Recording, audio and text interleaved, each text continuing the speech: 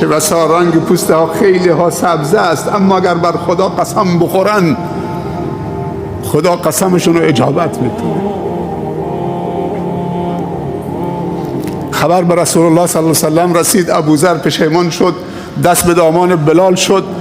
ای برادر بلال، منو ببخش، آرام نمیگیرم مگر این که روی زمین جلو همین جمعی که به تو توهین کردم بخوابم، پیشانیم به بالا باشه، تو با این نعلینت که روی خاک راه میری بکوبی تو صورت من. ابوذر به بلال میگه.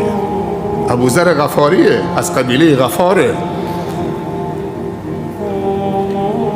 اون یک سیاه پوست حبشی است، غلامزاده بوده، برده بوده. اما بلال چه جوابی داد؟